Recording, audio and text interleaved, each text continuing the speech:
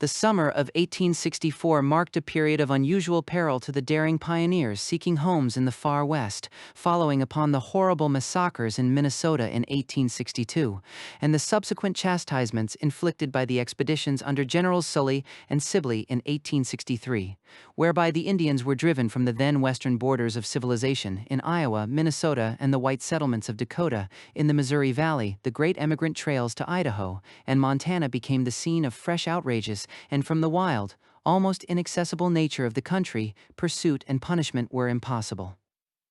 I was a member of a small company of emigrants who were attacked by an overwhelming force of hostile Sioux, which resulted in the death of a large proportion of the party, in my own capture, and a horrible captivity of 5 months' duration. Of my thrilling adventures and experience during this season of terror and privation, I propose to give a plain, unvarnished narrative, hoping the reader will be more interested in facts concerning the habits, manners, and customs of the Indians and their treatment of prisoners than in theoretical speculations and fine-wrought sentences. Some explanation is due the public for the delay in publishing this my narrative. From memoranda kept during the period of my captivity, I had completed the work for publication when the manuscript was purloined and published, but the work was suppressed before it could be placed before the public. After surmounting many obstacles, I have at last succeeded in gathering the scattered fragments, and by the aid of memory, impressed as I pray no mortals may ever be again, am enabled to place the results before, I trust, a kind judging, appreciative public. I was born in Orillia, Canada, in 1845. Our home was on the lakeshore, and there amid pleasant surroundings I passed the happy days of early childhood. The years 1852 to 1856 witnessed probably the heaviest immigration the West has ever known in a corresponding length of time. Those who had gone before sent back to their friends such marvelous accounts of the fertility of the soil, the rapid development of the country, and the ease with which fortunes were made. The Western fever became almost epidemic. Whole towns in the old Eastern states were almost depopulated. Old substantial farmers, surrounded apparently by all the comforts that heart could wish, sacrificed the homes wherein their families had been reared for generations, and with all their worldly possessions, turned their faces toward the setting sun. And with what high hopes! Alas, how few, comparatively, met their realization? In 1856, my father, James Wiggins, joined a New York colony bound for Kansas. Being favorably impressed with the country and its people, they located the town of Geneva, and my father returned for his family. Reaching the Missouri River on our way to our new home, my father was attacked with cholera and died.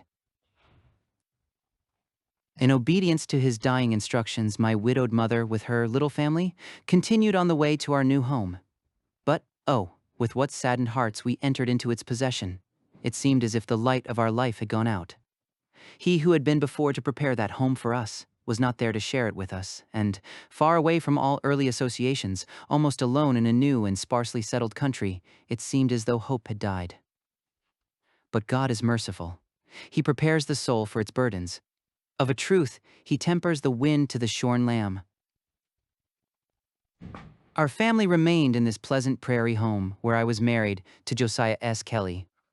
My husband's health failing, he resolved upon a change of climate. Accordingly, on the 17th of May, 1864, a party of 6 persons, consisting of Mr. Gardner Wakefield, my husband, myself, our adopted daughter, my sister's child, and 2 colored servants, started from Geneva with high-wrought hopes and pleasant anticipations of a romantic and delightful journey across the plains, and a confident expectation of future prosperity among the golden hills of Idaho. A few days after commencing our journey, we were joined by Mr. Sharp, a Methodist clergyman from Verdigris River, about 30 miles south of Geneva. And a few weeks later, we overtook a large train of emigrants, among whom were a family from Allen County with whom we were acquainted. Mr. Larimer, wife, and child, a boy 8 years old. Preferring to travel with our small train, they left the larger one and became members of our party. The addition of one of my own sex to our little company was cause of much rejoicing to me, and helped relieve the dullness of our tiresome march. The hours of noon and evening rest were spent in preparing our frugal meals, gathering flowers with our children, picking berries, hunting curiosities, or gazing in rapt wonder and admiration at the beauties of this strange, bewildering country. Our amusements were varied, Singing, reading, writing to friends at home, or pleasant conversation occupied our leisure hours. So passed the first few happy days of our emigration to the land of sunshine and flowers. When the sun had set, when his last rays were flecking the towering peaks of the Rocky Mountains, gathering around the campfires in our home-like tent, we ate with a relish known only to those who, like us, scented the pure air and lived as nature demanded. At night, when our camp had been arranged by Andy and Franklin, our colored men, it was always in the same relative position, Mr. Kelly riding a few miles ahead, as evening drew near to select the camping ground. The atmosphere, which during the day was hot and stifling, became cool and was laden with the odor of prairie flowers, the night dews filling their beautiful cups with the waters of heaven. The solemnity of night pervaded everything. The warblings of the feathered tribe had ceased. The antelope and deer rested on the hills, no sound of laughing, noisy children as in a settled country, no tramping of busy feet or hurrying to and fro, all is silent. Nature, like man, has put aside the labors of the day and is enjoying rest and peace. Yonder, as a tiny spark, as a distant star, might be seen from the road, a little campfire in the darkness spread over the earth. Every eye in our little company is closed, every hand still, as we lay, in our snugly covered wagons, awaiting the dawn of another day, and the eye that never sleeps watched over us in our lonely camp and cared for the slumbering travelers. Mr. Wakefield, with whom we became acquainted after he came to settle at Geneva, proved a most agreeable companion. Affable and courteous, unselfish, and a gentleman, we remember him with profound respect. A fine bridge crosses the Kansas River. A half-hour's ride through the dense, heavy timber, over a jet-black soil of incalculable richness, brought us to this bridge, which we crossed. We then beheld the lovely valley of the prairies, intersecting the deep green of graceful slopes, where waves tall prairie grass among which the wildflowers grow. Over hundreds of acres these blossoms are scattered, yellow, purple, white, and blue, making the earth look like a rich carpet of variegated colors. Those blooming in spring are of tender, modest hue in later, summer and early autumn clothed in gorgeous splendor. Solomon's gold and purple could not outrival them. Nature seemingly reveled in beauty for beauty's sake alone, for none but the simple children of the forest to view her in state. Slowly the myriad years come and go upon her solitary places. Tender springtime and glorious summer drop down their gifts from overflowing coffers, while the steps of bounding deer or the notes of singing birds break upon the lonely air. The sky is of wonderful clearness and transparency. Narrow belts and fringes of forest mark the way of winding streams. In the distance rise conical mounds, wrapped in the soft veil of dim and dreamy haze. Upon the beaten road are emigrants wending their way, their household goods packed in long-covered wagons drawn by oxen, mules, or horses, speculators working their way to some new town with women and children, and we meet with half-braid girls with heavy eyelashes and sunburnt cheeks jogging along on horseback. I was surprised to see so many women among the emigrants, and to see how easily they adapted themselves to the hardships experienced in a journey across the plains. As a rule, the emigrants travel without tents, sleeping in and under wagons, without removing their clothing. Cooking among emigrants to the far west is a very primitive operation, a frying pan and perhaps a Dutch oven comprising the major part of the kitchen furniture. The scarcity of timber is a source of great inconvenience and discomfort, buffalo chips being the substitute. At some of the stations where opportunity offered, Mr. Kelly bought wood by the pound, as I had not yet been long enough inured to plains privations to relish food cooked over a fire made with chips of that kind. We crossed the Platte River by binding 4 wagon boxes together, then loaded the boat with goods, and were rowed across by about 20 men. We were several days in crossing. Our cattle and horses swam across.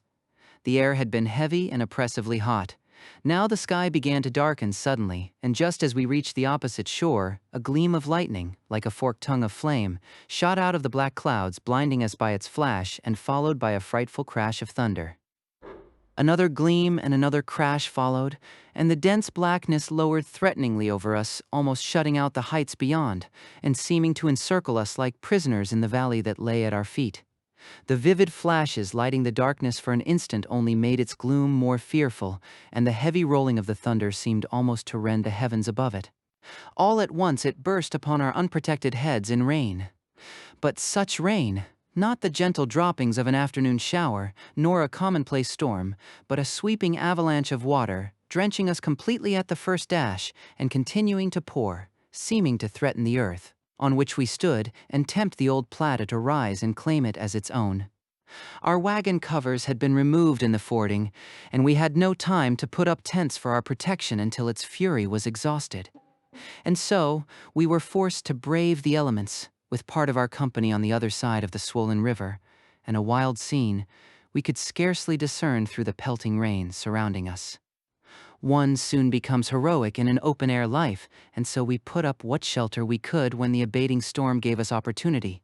And wringing the water out of clothes, hair, and eyebrows, we camped in cheerful hope of a bright tomorrow, which did not disappoint us, and our hundreds of emigrant companions scattered on the way. Each recurring Sabbath was gratefully hailed as a season of thought and repose. As a matter of conscience and duty, we observed the day, and took pleasure in doing so. We had divine service performed, observing the ceremonies of prayer, preaching and singing, which was fully appreciated in our absence from home and its religious privileges. 25 miles from California Crossing is a place called Ash Hollow, where the eye is lost in space as it endeavors to penetrate its depths. Here some years before, General Harney made his name famous by an indiscriminate massacre of a band of hostile Indians with their women and children.